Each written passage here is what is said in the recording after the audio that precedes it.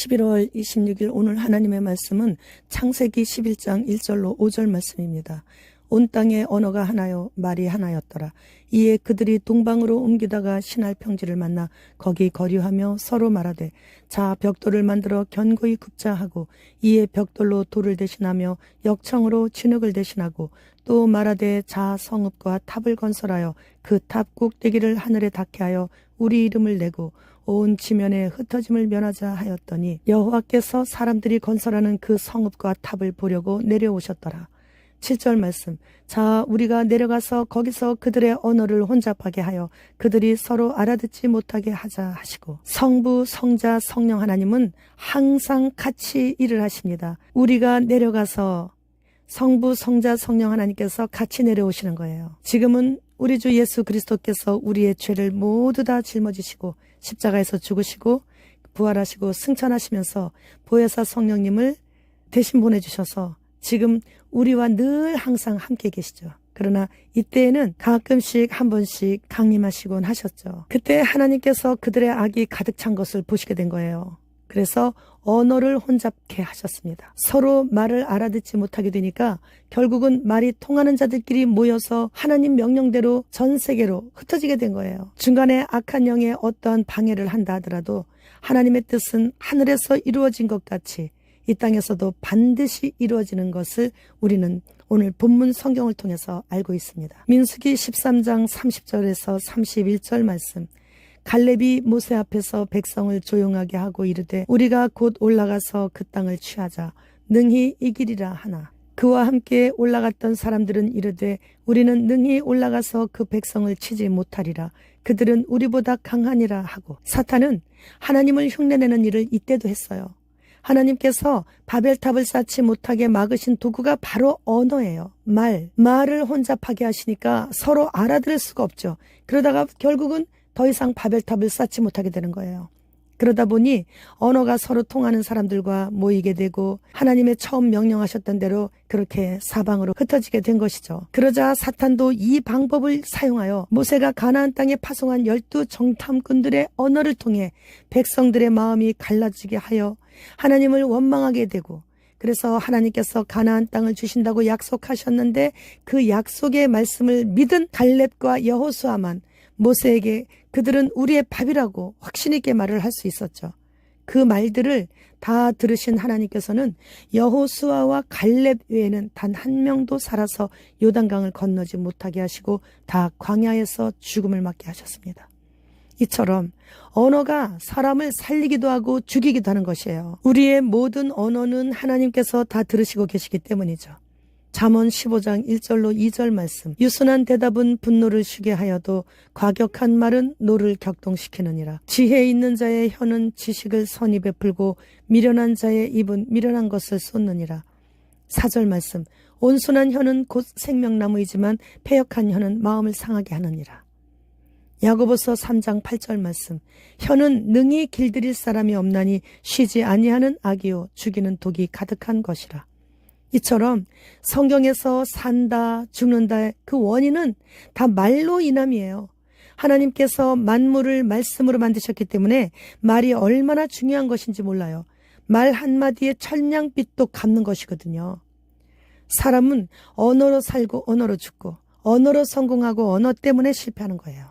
따라서 온전한 사람은 말에 실수가 없는 겁니다. 사람의 지체 중에서 가장 작은 지체인 혀를 다스림이 가장 힘들다는 말씀이시죠. 페르시아 속담에 총알에 맞은 사람은 고칠 수 있지만 사람의 말에 얻어맞은 상처는 고칠 수 없다라는 말이 있다고 합니다. 주님으로 인해 살고 주님으로 인해 죽을 수 있는 사람은 온유한 사람인데 온유한 자는 언어가 달라요. 바벨탑에 관해 그 목적인 흩어지지 않고 모여 살며 높은 탑을 쌓아 또다시 있을 수도 있는 그러한 대홍수를 대비하고자 하나님의 뜻을 거역하여 흩어짐을 면하려고 하는 것과 벽돌 사이사이에 역청을 발라 어떠한 홍수가 온다 해도 무너지지 않도록 견고한 벽돌로 쌓을 재료에 대해서만 오늘 본문에서는 언급하고 있습니다.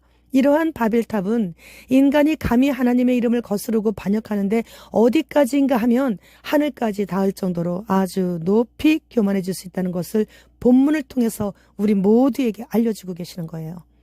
이러한 바벨탑 쌓기는 현대에 이르기까지 계속 이어지고 있습니다. 고대에는 지구라트 피라미드라고 불리우는 높은 신전들을 건축하였는데 이러한 건축물들이 메소포타미아 문명에 속한 곳곳의 나라에서 지금도 발굴되고 있습니다. 우리가 살고 있는 현재에도 육정 눈으로도 이건 바벨탑이구나 그러면서 바로 알아볼 수 있는 높은 건축물들이 전 세계 곳곳에 높이 쌓아지고 있어요. 그중 대표적인 높은 건축물은 현재 어떻게 진행되는지에 대해서는 더 이상 발표가 없지만 2008년도에 최초로 제안을 하고 2021년도에 착공에 들어가서 2028년도에 완공된다고 했던 아랍에미리트 두바이에 건축되어지고 있는 면적 2.8km에 342층에 100만 명 수용 가능한 탄소 중립 구조물로 건설하고 태양력 발전과 풍력 발전으로 천연 에너지만으로 자급자족할 수 있는 그런 건축물인데 이것은 신을 섬겼던 신전인 지구라트 피라미드 형태의 현재 모든 마천루 중 가장 높은 대표적인 건물이라고 합니다. 그랬더니 사우디 정부도 이러한 미래의 도시인 네옴시티를 2030 정책의 일환으로 발표했습니다. 서울의 43배 크기에 달하는 지역 내에 친환경 도시를 지을 계획이라고요. 작년 11월에는 사우디의 빈살만 왕세자가 천년 왕국의 모형인 네옴시티 사업 관련하여 한국 기업인들을 만나기 위해 잠깐 방문했었던 적이 있었죠. 오바댜 1장 3절로 4절 말씀. 너의 마음의 교만이 너를 속였도다. 바위 틈에 거주하며 높은 곳에 사는 자여, 네가 마음에 이르기를 누가 능히 나를 땅에 끌어내리겠느냐 하니 네가 독수리처럼 높이 오르며 별 사이에 깃들일지라도 내가 거기에서 너를 끌어내리라. 여호와의 말씀이니라. 지금 여기에 해당되는 사람들이 있습니다. 글로벌리스트. 전 세계가 누가 더 높은 건축물을 짓느냐 경쟁하듯이 가증스런 마천루를 건축하고 있어요. 우리나라 롯데타워가 세계 5번째로 높다고 합니다. 사탄마귀는 하나님의 모든 일들이 그냥 부럽고 시기나고 질투가 나는 거예요. 무조건 다 따라하고 있는 거죠. 이제는 높은 곳에 거하는 자들은 낮은 데로 내려와야 해요.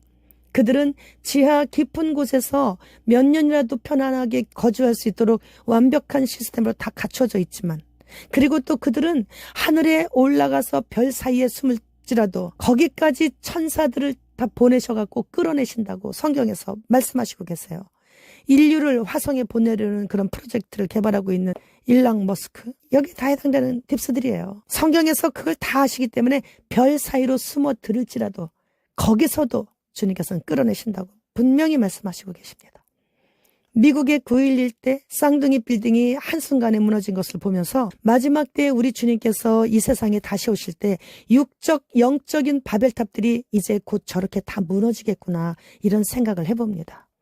하나님을 높이고 하나님만을 찬양해야 하는 그 자리에 악한 영의 사주를 받은 하수인들이 마천루를 세우고 최첨단 의료용 침대인 메드베드로 3분에서 15시간 동안 잠들었다가 일어나면 모든 불치병 완치와 절단된 신체 복구와 키와 몸무게와 노화로 스트레스 받지 않도록 원하는 대로 맞춰주는 메드베드를 그 자리에 세우고, 메드베드의 보급을 위해 우리나라도 네이버에서 27개의 지점에서 직원 모집을 했을 정도로 심히 가까웠다는 것을 압니다. 이러한 일들은 트럼프가 내년에 등장하면서 본격적으로 시작될 것 같습니다.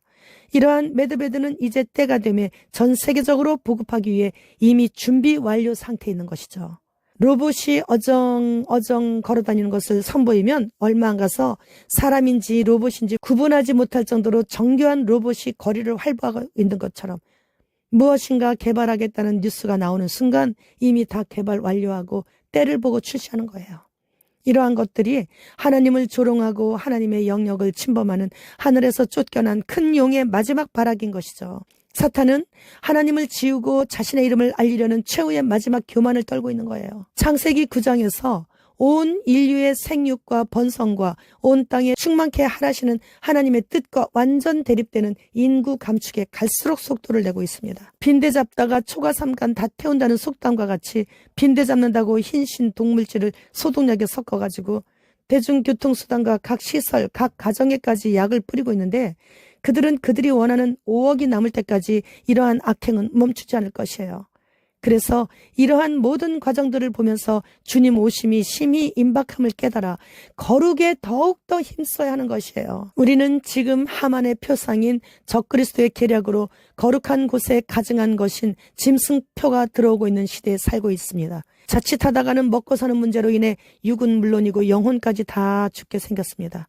따라서 지금은 오직 주만 바라보며 죽으면 죽으리라의 신앙으로 살아야만 하는 때입니다. 영혼 구원과 관계도 없는 것으로 인해 아까운 시간을 허비하지 않아야 된다는 거죠. 미국 항공사에서는 벌써 오래전부터 조종사 자격 기준에 기독교인은 면접조차 볼 수 없다고 하는데 이는 휴거를 대비하는 것이에요. 세상도 이렇게 휴거가 곧 있음을 다 알고 대비하고 있는데 우리는 더 말할 나위가 없는 것이죠. 구독자님의 정보인데 캘리포니아 공립학교는 동성애 교과서를 사용하고 있고 그리고 12세 이상 된 자녀에게 부모가 너는 남자야, 너는 여자야 이렇게 성별에 대해 말하게 되면 양육권까지 박탈당한다고 합니다. 그래서 너는 남자다, 너는 여자다 이런 말도 못한대요, 지금은. 그래서 한인 학부모들은 몇 년 동안 학교에 보내지 않고 집에서 홈스쿨링을 하고 있는데 한 아이의 1년에 $3,000가 든다고 해요. 그래서 주 교육을 반대하는 학부모들은 캘리포니아를 떠나서 지금 타주로 이주하고 있다고 합니다. 우리 인간의 DNA에는 하나님의 서명이 쓰여져 있다고 이스라엘 과학자들이 밝혔어요.